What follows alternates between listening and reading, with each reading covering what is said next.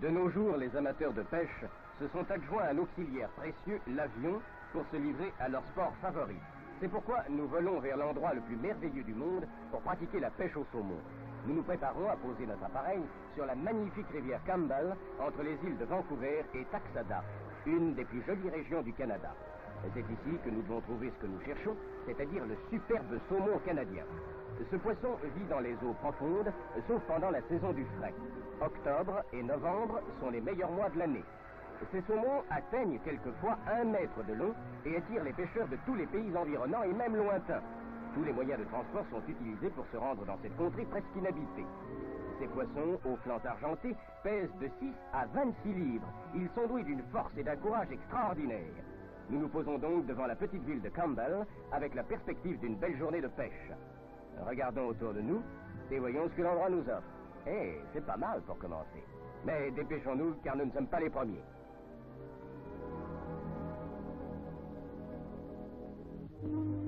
Les habitants du pays sont de fervents pêcheurs. Remarquez cet équipement.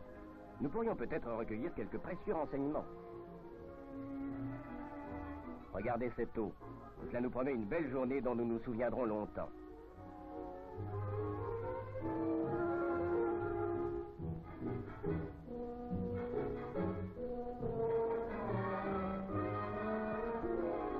Voici ce que nous cherchions, un bureau d'information.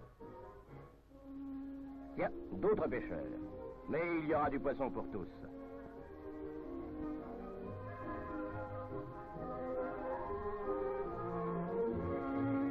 Le directeur de ce bureau d'information est un vrai manuel de pêche, vétéran des luttes épiques contre le saumon. Il recommande les appâts brillants qui attirent l'attention du saumon, par exemple un petit hareng dont il est très friand. Mettez cela en guise de hareng et vous serez certain qu'il y mordra. Ça y est, on embarque et on démarre.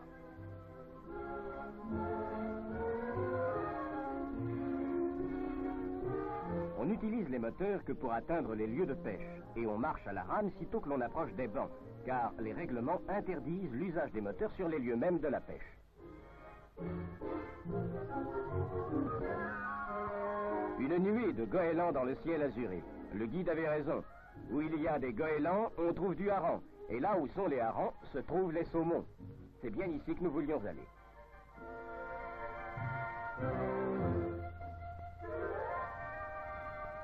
Arrêtons le moteur et tenons-nous prêts.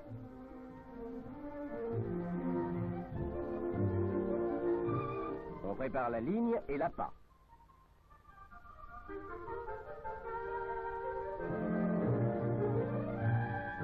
Il faut avoir les reins particulièrement solides, aussi bien pour ramer que pour hisser à bord notre capture.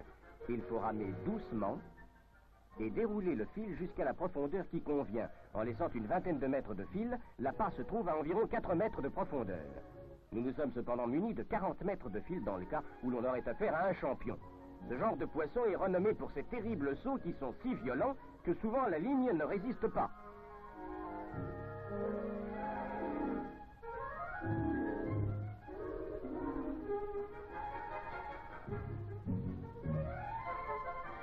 Attention, l'appât est maintenant en place.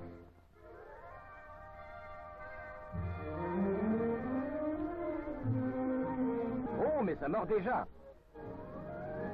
Quelle merveille et quelle puissance! Les écailles argentées scintillent au soleil. On le prend prudemment, avec l'épuisette, ça y est. Ce sont toujours les mêmes qui font tout le travail.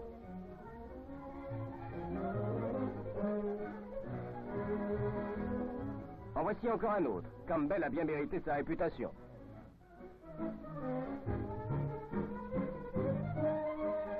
Tout aussi combatif et brillant que le premier. Attention, il essaie de s'échapper. Doucement, doucement. Tirez un peu. Encore un peu. Le voilà. Notre second saumon est dans le sac, je veux dire l'épuisette.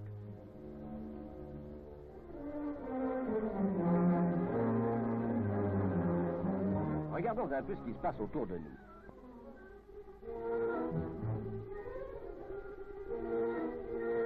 Tiens, encore un pauvre diable qui se fatigue à ramer.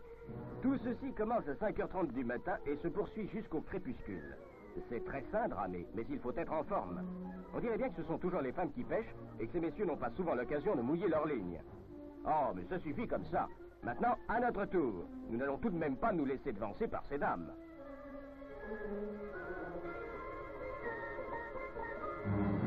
Attention. Tenez le fil bien tendu. Encore. Encore un peu. Toujours. Regardez ce magnifique combat que livre celui-là. Doucement, doucement. Amenez-le. Tirez un peu. Encore un peu. C'est magnifique. Regardez, il est encore plein de vie. Il est pris, nous le tenons.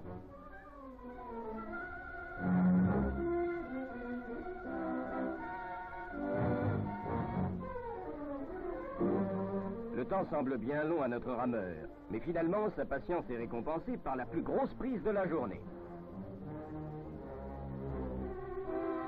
Nous retournons maintenant vers le rivage. Ce paysage majestueux, l'un des plus pittoresques du Canada, est vraiment le cadre idéal pour cette partie de pêche. Notre petit bateau gagne la rive lentement. Nous avons profité au maximum des occasions merveilleuses qui s'offrent à un amateur de la pêche au saumon. Nous en avons suivi toutes les règles et ressenti toutes les émotions. Tous à terre. Ah, surtout n'oubliez pas le poisson.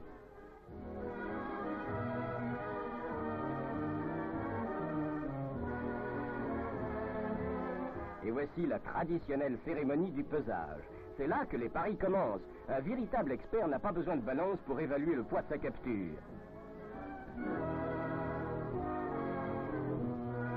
Mais où est donc notre gros garçon? Ah, le voici. Il a donné bien du mal à notre ami.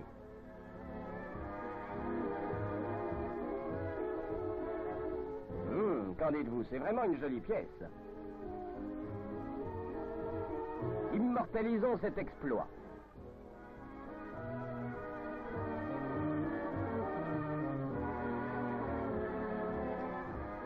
On ne se lève jamais trop tôt. La distance n'est jamais trop grande, croyez-moi, pour se livrer à un sport aussi passionnant. Nous nous envolons vers d'autres cieux en nous promettant bien de revenir ici. Au revoir Campbell River, au revoir à ses accueillants citoyens et au plus célèbre d'entre eux, le saumon.